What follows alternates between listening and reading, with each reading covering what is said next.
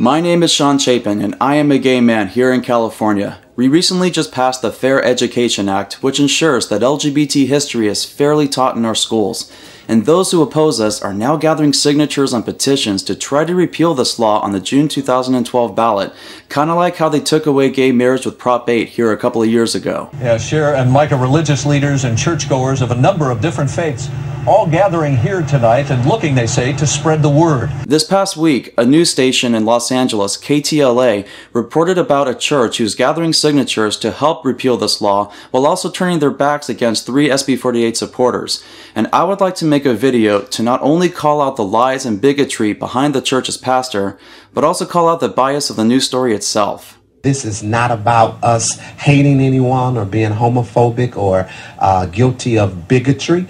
The fact of the matter is we believe that you cannot sexualize history. Let's talk about sex, because a pastor seems to think that's what this is all about. We now bring a special commentary about SB 48 and sex. SB 48 is not about sex. Thank you. We hope you enjoy today's commentary. That's it. Countless people are quick to reduce gay people down to sexual acts of behavior. You cannot sexualize history. Creating a double standard between the straight and the gay to vilify the gay. Because it takes a special kind of ignorance to shield the common sense that allows us all to see gay parents and straight parents in the same way, as parents who love their children. That's something that makes natural sense to children, and therefore this kind of ignorance has to be carefully taught. But once people overcome this ignorance and fear, they'll realize that people like the pastor, this is not about us hating anyone or being homophobic, are dishonest when it comes to talking about SB 48, and they'll probably find him untrustworthy in what else he has to say. I know I would. Outside this ecumenical gathering, a petition dropped. The beginning of a movement, we're told, to collect more than 500,000 signatures to overturn SB 48. We will have sufficient signatures to take this to the ballot whereby the people can have a voice. That means that this pastor is a bigot.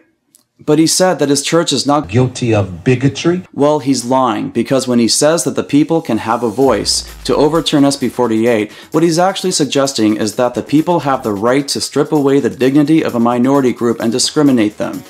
That's not just having a voice, that's being completely intolerant of an opinion that differs from them. And that's the definition of bigotry. Really, it seems that this pastor has a bit of an extreme agenda to have to resort to deceiving lies and hypocrisy to try to push his agenda forward. But there's another issue here: KTLA's story itself. But anti-SB 48 forces say that the bill hijacks education to promote a homosexual agenda. While the reporter mentions that SB 48 opponents describe this bill as promoting a homosexual agenda, the report shows a visual of shirtless men dancing. That the bill hijacks education to promote a homosexual agenda. Anti-gay leaders all the time use the term homosexual agenda as a lie to spread fear about us, and the term is blatantly biased.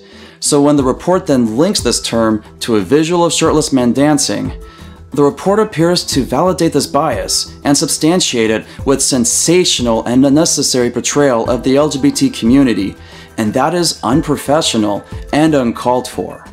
No news report should ever be tainted with bias that hurts a minority group, and KTLA should learn that associating unnecessary imagery to reported bias can make a damaging difference. And this is where you come in. Contact KTLA. Call them at 323-460-5500 or send an email to their website. We have to put a stop to this bigotry, ignorance, and bias, but we can only do that if people like you and me come out and stand up to them.